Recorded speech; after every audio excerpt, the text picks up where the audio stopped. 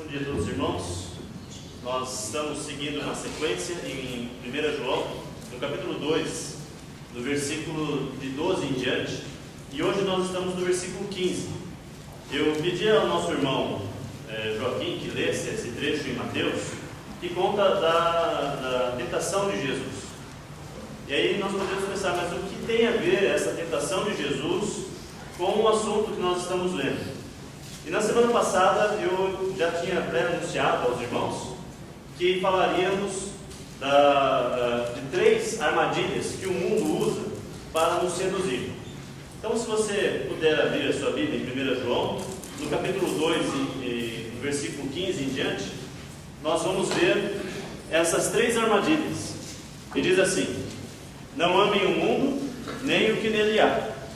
Se alguém ama o mundo, o amor do Pai não está nele. Pois tudo o que há no mundo, a cobiça da carne, a cobiça dos olhos e a ostentação dos bens, não provém do Pai, mas do mundo. O mundo e sua cobiça passam, mas aquele que faz a vontade de Deus permanece para sempre. Então essas três armadilhas nos ajudam, nos seduzem e nos levam e repartem o nosso coração ao meio, de modo que o nosso coração fica em parte com Deus e em parte com o mundo, em parte com os céus e em parte com as tentações, em parte com o inimigo. E nós precisamos nos atentar, entender bem quais são essas armadilhas para evitá-las. Na verdade, se procurarmos bem os passos de Jesus, essas armadilhas ficam menos constantes em nosso caminho. Tem aquela ilustração que fala sobre quando nós queremos evitar pegar uma nota falsa, nós precisamos entender bem como que é a verdadeira. Não adianta muito nós queremos conhecer todos os tipos de falsificações. Então nós precisamos conhecer bem a nota verdadeira para evitarmos as armadilhas das notas falsas. É assim que nós vamos evitar, conhecendo o caminho de Jesus. 1 João capítulo 2, versículo 15, fala para não amarmos o mundo, nem o que nele há, porque se alguém ama o mundo, o amor do Pai não está nele. Antes disso, nós vimos semana passada que 3 verdades foram colocadas pelo nosso irmão João, antes de ele trazer esse alerta, antes de ele trazer uma crítica, antes de ele trazer algo que pudesse assustar as pessoas, ou que podia fazer com que as pessoas pensassem menos delas mesmas. O apóstolo João traz a ideia de que eles são valorosos. Primeiro ele afirmou 3 coisas importantes: filhinhos, seus pecados são perdoados. Depois ele disse que vocês conhecem, e um conhecimento prático, um conhecimento experimental, um conhecimento de andar com Deus. E também lembrou que aqueles que estão no meio da batalha não precisam se preocupar, porque eles já venceram o maligno. E coloca esse verbo no passado. Então essa é uma introdução. Mas eu acho muito importante nós entendermos bem esse método, que não só João, mas Paulo também usa. Que toda vez que ele vai falar alguma coisa que pode trazer uma ideia de depreciação para alguém, que pode trazer uma ideia de que aquilo que as pessoas estão fazendo não é valoroso, antes ele lembra a pessoa quem ela é. Ele lembra das coisas boas que a pessoa faz e lembra também do valor que ela tem, o valor de quem ela é. E após ela fazer isso, então ela tem o direito de trazer uma nova visão, uma visão talvez até crítica, uma visão até que vai trazer um pensamento, e a pessoa vai ter que refletir sobre se o que ela está fazendo está certo ou não. Quando nós estávamos nos preparando para vir para Brasília, tivemos vários treinamentos. Um deles era sobre como ter conversas difíceis, e essas conversas difíceis sempre envolvem uma crítica. Você precisa mostrar, ou você precisa falar para alguém de algo que ela está fazendo que não está bom. Mas antes da gente falar isso, nós recebemos essa boa dica de que devíamos primeiro lembrar da pessoa: olha, você é importante para mim, você é meu amigo, você é valioso na minha vida, e você tem feito coisas excelentes. Inclusive, isso que você está fazendo, que é muito bom, ao invés de eu apontar a crítica, eu devia perguntar para a pessoa: o que você acha? Como você acha que poderia melhorar esse aspecto? Como você acha que poderia ser melhor aquilo que você já está fazendo? que é bom, mas como pode ser melhorado. E eu gostei tanto dessa sugestão, só que às vezes eu esqueço de usar, né? E eu vejo alguma coisa errada, eu já vou direto e pá, né? E aí isso traz um resultado que não é bom. E o apóstolo João usa esse jeito de fazer as coisas, o apóstolo Paulo usa também, e é a maneira bíblica de nós podermos aprender a como exortar alguém, a como admoestar um irmão. É muito importante esse aspecto de lembrar quem você é, como você é importante para mim, e o que você tem feito é tão valioso, mas como você acha que pode melhorar, né? Então é uma boa dica que nós podemos aprender com o apóstolo João.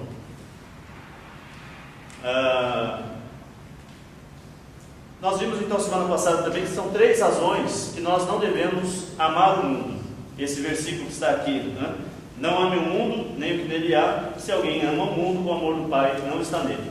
A primeira razão, nós vimos semana passada, é que o amor do mundo e o amor a Deus são incompatíveis. Conta-se a história de uma escola que fez uma excursão no hospital, e lá no hospital, as crianças, todos os lugares que elas iam entrar, elas tinham que lavar as mãos.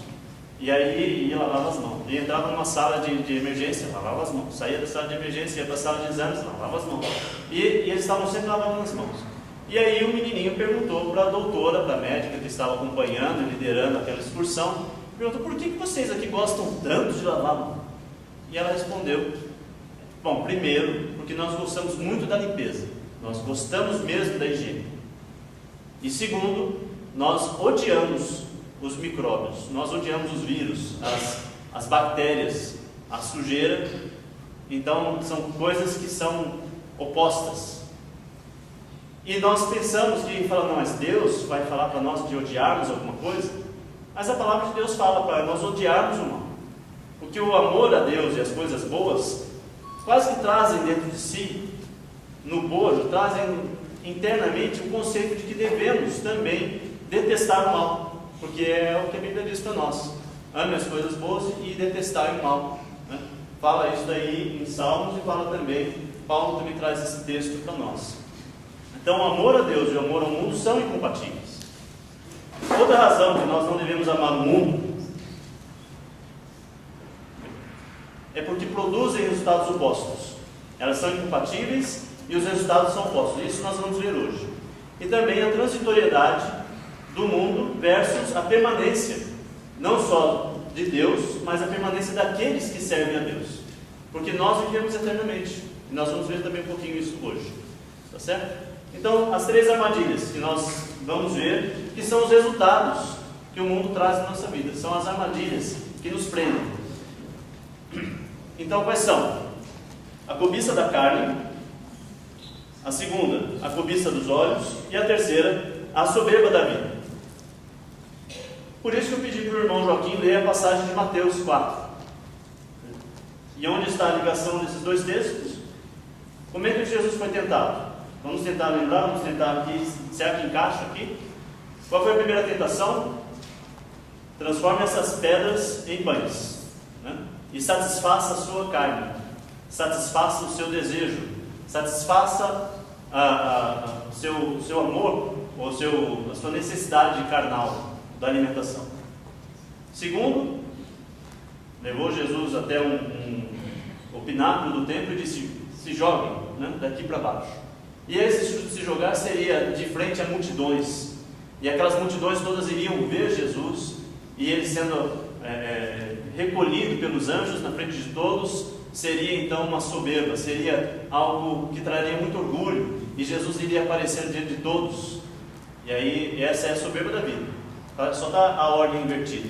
E o terceiro, o demônio levou Jesus, Satanás levou Jesus até um alto monte, e de lá ele mostrou Jesus pôde ver todos os reinos do mundo. E era a mesma tentação, a mesma armadilha que ele usou com Jesus. São as 3 armadilhas que ele tenta usar conosco: a cobiça da carne, a cobiça dos olhos e a soberba da vida.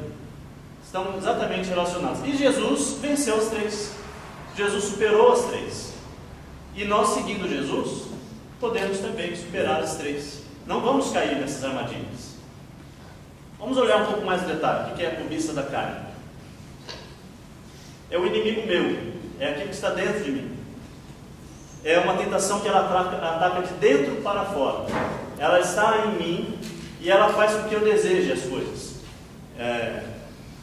Contraria aquela ideia do iluminismo de Jacques Rousseau, que dizia que o ser humano, eu sempre confundo os dois aqui, o John Locke, ele falava que o elemento, o ser humano, é resultado do ambiente.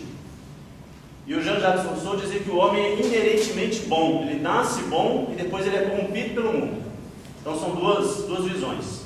O que João está trazendo para nós é oposto a isso. Ele diz que o ser humano não é bom. O ser humano ele tem dentro de si a carne. E a carne ela tem a tendência, a inclinação para a morte. E Paulo fala isso para nós. Nós temos a inclinação da carne. Inclinação seria algo assim, né? Eu estou aqui inclinado. Estou inclinado. Quer dizer que se eu soltar, eu caio. Então eu preciso fazer uma força no sentido oposto para que a minha inclinação não aconteça de fato. A minha inclinação não acabe com a minha queda. Então eu faço força para o oposto. Mas a minha tendência natural é cair. Essa é a inclinação da carne. É isso que a Bíblia traz para nós. O homem, o ser humano, ele não é bom em essência, como diz o Rousseau. Pelo contrário, ele tem a natureza pecaminosa. Nossa tendência, se deixarmos a nossa carne falar, nós vamos viver para o pecado. O John Locke ele fala também outra coisa, que o ser humano ele é resultado do meio ambiente. Ele aprende só aquilo que ele vê. Ele não sabe nada. Mas aí também Deus fala para nós nascemos com a consciência. Nós temos uma consciência do que é certo e errado. Nós não dependemos só do meio ambiente para nos transformar. Então o Rousseau também dizia o seguinte, que a pessoa nasce boa e o mundo é que o aprisiona. O mundo é que transforma a pessoa em uma pessoa má. Mas a Bíblia não traz isso para nós. É nós que transformamos o mundo num lugar mau. Então, em si, a cobiça da carne é quando nós usamos coisas boas de um jeito errado. Por exemplo, sexo é bom, é um mandamento de Deus, crescer e multiplicar-vos. Mas, quando usado de forma errada, ele vira impureza. Então, é um desejo que eu tenho, mas se eu controlar o meu desejo, está tudo bem, é bom. O alimento é bom, comer é bom, comer é de Deus. Amém? Comer é coisa boa. Só que quando eu como demais, aí vira glutonaria. E aí passa a ser o desejo da carne. Bebida é bom, mas se eu beber demais, e assim vai. Até a violência. Você fala, não, mas a tendência violenta, ela é má, ela não pode ser boa. Então imagina uma série de policiais, tudo sem violência. Policiais que não têm aquela tendência da defesa, não tem aquela tendência da força, não adianta. São policiais que não vão resolver o fato de que eles precisam agir com uma certa força. Então a nossa tendência de autodefesa em si é boa, mas quando nós usamos acima do necessário, quando nós exageramos, aí passa a ser algo pecaminoso. Então a cobiça da carne é a vida dominada pelos desejos. Quando a vida é dominada pelos desejos, aí então a carne está reinando, e esses desejos eles destroem a alma e desonram o corpo. É assim, quando nós vivemos de uma forma que nós destruímos a nossa alma e desonramos o nosso corpo, de modo que nós não nos interessamos nem pela nossa vida, nem pela vida do próximo. A vida do próximo já não vale nada também, então nós usamos as pessoas como coisas, usamos todos os itens como coisas.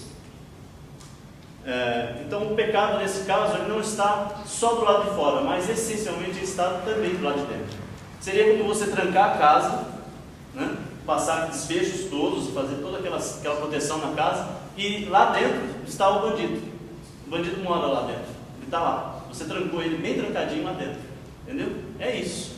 O nosso inimigo também é a nossa essência. Por isso nós precisamos viver acima dessa essência. Porque dentro de nós também vai vir habitar quem? O Espírito Santo. E aí dentro de nós vai haver uma certa batalha, uma certa guerra. Mas nós podemos vencer essa guerra. Porque João já disse, vocês já venceram essa guerra, irmãos. Por isso que eu estou lembrando das três realidades. Nós conhecemos a Deus. A palavra de Deus habita em nós. Nós já vencemos o maligno. E o maligno, que maligno? Maligno no mundo? Não, nós já vencemos o maligno que está dentro de nós. Nós já vencemos. É isso que João nos lembrou antes. Então o pecado que há em nós pode ser vencido com o Espírito Santo que vem habitar em nós também. Outro ponto, a cobiça dos olhos. Tem até aquela brincadeira, né? Mostra um personagem que fala sempre quis ter um banco assim, né? Ou então ele via alguma coisa que ele gostava muito e ele já dizia, sempre quis ter uma coisa assim. E aí aquela coisa logo em seguida dissolvia, acontecia alguma coisa que estragava. Nós vemos as coisas e queremos. A Bíblia nos aponta que as tentações, nesse caso, são a tentação que vem de fora para dentro. Então, a cobiça da carne é de dentro para fora. Mas a outra armadilha é a cobiça que acontece de fora para dentro. São as seduções que vêm pelo que vemos. Então, é o amor pela beleza. Eu gostei dessa frase. É o amor pela beleza separado do amor pela bondade. Quer dizer que eu gosto só de uma coisa que é bonito. Tem beleza em si, mas não tem bondade. Então, se eu amo demais uma coisa que é bela, mas eu não analiso se na sua essência ela é boa ou não, então eu me aproprio de qualquer coisa. Desde que seja bonito para os meus olhos, está resolvido. Eu pego, eu quero, eu adquiro, eu desejo, mas eu não analiso se aquilo é bom ou se aquilo é mau. E aí, então, isso é o desejo dos olhos. Então é se deixar cativar pela exibição externa, sem analisar o valor real de algo. E aí nós temos vários exemplos. Lembra da Eva como foi? Ela olhou o fruto, desejou, viu que era bom, foi lá e pecou. E nós podemos lembrar de Jó. Ele escolheu as campinas que eram verdejantes, ele desejou, foi lá e começou a viver próximo de Sodoma e Gomorra. Logo ele foi atraído por aquele lugar e foi morar lá, em Sodoma e Gomorra. E aí nós sabemos o resto da história, né? Acabou caindo um pouco do céu, ele teve que fugir às pressas, mas a sua mulher continuou olhando para trás e desejando ainda as coisas lá de Sodoma e Gomorra. Logo foi transformada em sal, né? Então é um alerta. Se quem viu a Diná, foi lá e adulterou com ela. E nós podemos lembrar da mulher de Potifar, que viu José, que era bonito, e queria ter então relações com ele, dando vazão a esse desejo que vem pelos olhos. Assim como Acã viu aquela capa babilônica, se apossou dela e deu aquele problema todo, né? E Davi que viu Batseba, ele estava lá andando pelo seu palácio e viu aquela moça bonita, e logo desejou e teve também todo aquele problema ali, todos os pecados que ele gerou, a traição, a mentira, o assassinato do seu marido, e enfim, ele também pagou o preço. No fim, é toda vez que nós damos vazão ao que desejamos, nós vemos alguma coisa, desejamos, e aí seguimos todo aquele processo que está em Tiago. Vamos ver essa passagem em Mateus capítulo 5, versículo 27 até o 29. Vocês ouviram o que foi dito, não adulterarás, mas eu lhes digo, qualquer que olhar para uma mulher para desejá-la, já cometeu adultério com ela em seu coração. Se o seu olhar direito, se o seu olho direito o fizer pecar, arranca-o e lance-o fora, porque é melhor perder uma parte do seu corpo do que ser todo ele lançado no inferno. E se a sua mão direita o fizer pecar, corte a lance fora, porque é melhor perder uma parte do seu corpo do que ir todo ele para o inferno. Então é quando nós damos vazão a tudo aquilo que nós vemos e desejamos. E o interessante dessas coisas é que nós queremos alguma coisa, queremos preencher um vazio, que ele não pode ser preenchido com coisas, não pode ser preenchido com atividades, não pode ser preenchido com pessoas. Esse vazio que há dentro de nós, e que nós temos uma necessidade de preencher, só pode ser preenchido com Deus, com o Espírito Santo, com uma vida com Jesus. Mas nós queremos preencher com as coisas, com as atividades, com pessoas, com reconhecimento, com títulos, mas não vai acontecer. Esse preenchimento vai continuar um vazio. É necessário que haja esse preenchimento. Então, essa vazão do desejo, ele se frustra. Ele é frustrante. E quando nós atingimos, logo acaba a graça. É uma coisa que você queria muito e aí você adquire. No momento que você adquire, aquela graça, aquele desejo já passa. Ele deixa de ser tão importante como é. E a soberba da vida. Eu gosto dessa imagem. É um gatinho que olha no espelho e ele vê um leão, né? Ele se acha, né? A ostentação da vida, a soberba da vida. E eu gosto dessa definição de soberba. A palavra em grego é alazoneia, que tem a ver com aquele que é usado para descrever um sujeito que vive uma vida que ele não tem. Ele vive uma vida que ele diz que vive. Então era um fanfarrão que falava que era amigo dos grandes reis, era amigo dos nobres, mas ele não era. Então ele se vestia como se fosse um participante da corte, ele se vestia como alguém que era importante, mas ele não tinha. Ele fazia que tinha, mas não tinha. Fazia que era, mas não era. Então é uma importância que a pessoa dá para o que os outros pensam dela. É o que ele quer que as pessoas vejam. Então, se os dois primeiros pecados, o pecado, a cobiça da carne e a cobiça dos olhos, é algo que é um pecado que está interno, ele vai gerar os outros pecados. Mas a soberba da vida é uma tentativa de demonstrar algo. E aí já é um pecado externalizado, é algo que é a concretização dos outros dois. Enquanto os outros dois estão agindo dentro de mim, esse está agindo para fora. Está mostrando quem eu tento ser. Entende? Então a definição de status, que eu acho bacana, eu acho engraçado pelo menos, que desejar ser o que você não é, comprando coisas que você não gosta, para agradar pessoas que você não conhece, com o dinheiro que você não tem. Então essa é a definição de status. É a definição da soberba. Eu vou repetir. É desejar o que desejar ser o que você não é, comprando coisas que você não gosta, para agradar pessoas que você não conhece, com o dinheiro que você não tem. É isso, é a soberba da vida. Aí você fala, eu nunca fiz isso. Eu sei como é que é. Também não. Eu nunca, nada. Eu nunca quis ter nada. Então, faz parte. E nós somos atraídos por esse desejo, exatamente porque não somos. E quanto mais nós formos de fato cristãos, menos esse desejo nos afeta. Quanto mais eu for como Jesus, menos eu me preocupo com o que as pessoas vão pensar de quem eu sou. Porque eu sou de fato como Jesus. Eu sou de fato cristão. Então essa tentação ela vai reduzindo. E as outras tentações também são assim. Quando eu sei quem eu sou, eu posso viver livre. Porque o Jesus Cristo me atrai para uma vida de liberdade. Eu estou livre de qualquer coisa desse tipo. Muito bem. E a transitoriedade do mundo, que é o terceiro ponto. Por que nós não devemos amar o mundo? Porque o mundo passa, mas as minhas palavras permanecerão. É o que Jesus disse. Então tudo que não estiver no caráter de Deus vai passar. E é interessante nós pensarmos nisso. O que vai permanecer no dia final? Deus, sua vontade e aqueles que seguem Jesus. E todas as outras coisas? Todas as outras coisas passarão. Pela mesma palavra, os céus e a terra que agora existem estão reservados para o fogo, guardados para o dia do juízo e para a destruição dos ímpios.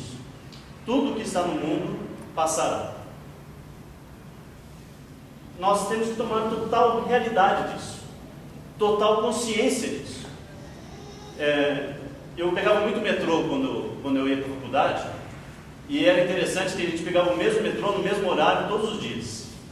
E aí eu sentava naquele banco, e é sempre o mesmo banco. De modo que quando eu chegava ali naquele banco, e tinha alguém sentado ali, a minha vontade era chutar o cara. Eu falava, sai daí, esse banco é meu. Né? É um senso de propriedade que eu tinha daquele banco. Porque todo dia eu pegava ali, quase eu uso capião. 4 anos, gente. Não é 2 dias, não. Então eu tinha direito sobre aquele banco. Mas percebe como é bobo isso? E por que é diferente com as coisas do mundo? conta uma história de um repórter que foi visitar um grande sábio. E ele chegou na casa desse sábio e tinha lá um banquetinho e alguns livros no canto. E aí ele perguntou: mas seu sábio, cadê todas as suas coisas? Aí ele olhou para o repórter e falou: e cadê as suas coisas? Ele: não, eu estou de passagem por aqui. Eu também, exatamente. Eu sou só um peregrino, eu estou passando. Assim como você está só passando por aqui, eu também estou passando. É lógico que é um extremo da vida simples, mas faz parte da compreensão que o mundo é passageiro. Então, em Hebreus fala que nós somos peregrinos. Hebreus 11, vamos ver só a passagem de Hebreus 13. Hebreus 13, versículo 14, que nos diz o seguinte: pois não temos aqui nenhuma cidade permanente, mas buscamos a que há de vir. Você tome consciência de que o que nós vivemos aqui não é permanente. Uma história interessante é no velório do John Rockefeller, o primeiro bilionário do mundo, um magnata do petróleo. Ele foi o primeiro homem a conseguir extrair petróleo em massa e produzir a gasolina e vender aquilo como uma grande organização. E esse homem ficou riquíssimo, bilionário. E então, quando ele morreu, alguém perguntou: quanto esse homem deixou? E o contador dele respondeu: ele deixou tudo. Não levou um centavo. Entendeu? Deixou tudo. Porque é assim que é. Esse é o fato. Quanto você vai deixar? Porque a morte vai de fato revelar a nossa transitoriedade, quem somos. E aí, o que você vai levar? Porque o que importa o homem ganhar o mundo inteiro e perder a sua alma? Por isso que nós devemos dedicar a nossa vida não a esse mundo, porque é um péssimo investimento. É um investimento que vai acabar. Não é? 1 João 2,8 fala que as trevas estão se dissipando. É assim, o mundo está se dissipando. Observe como o mundo passa. Faça esse exercício. Analise como o mundo está passando. A natureza está se degradando. Os prédios passam. As pessoas vão envelhecendo. Observe como você mesmo está passando. Eu às vezes me olho no espelho e falo: rapaz, quer dizer, velho, né? Agora já não estou mais um rapazinho. Eu já estou percebendo que o mundo está passando, eu estou passando, tudo está passando. E aí? O que vai acontecer? Eclesiastes 3,11 fala que Deus colocou no coração do homem a eternidade. Por isso nós não nos conformamos com a transitoriedade do mundo, porque no nosso coração existe a eternidade, porque nós somos eternos. E vamos viver eternamente, ou diante de Deus, ou em outro lugar, mas eternamente. E Deus colocou no nosso coração, nós sabemos disso. Bom, e vamos para o eterno. Eu vejo nessa passagem de 2 Coríntios, capítulo 4, 16 e até o 18, eu não vou ler com vocês. Por isso não desanimemos. Embora exteriormente estejamos a desgastar-nos, interiormente estamos sendo renovados dia após dia, pois os nossos sofrimentos leves e momentâneos estão produzindo para nós uma glória eterna, que pesa mais que todos eles. Assim, fixamos os olhos, não naquilo que se vê, mas no que se não vê. Pois o que se vê é transitório, mas o que se não vê é eterno. Então eu quero convidar a cada um de nós, irmãos, para vivermos não para o mundo, mas vivermos para Jesus.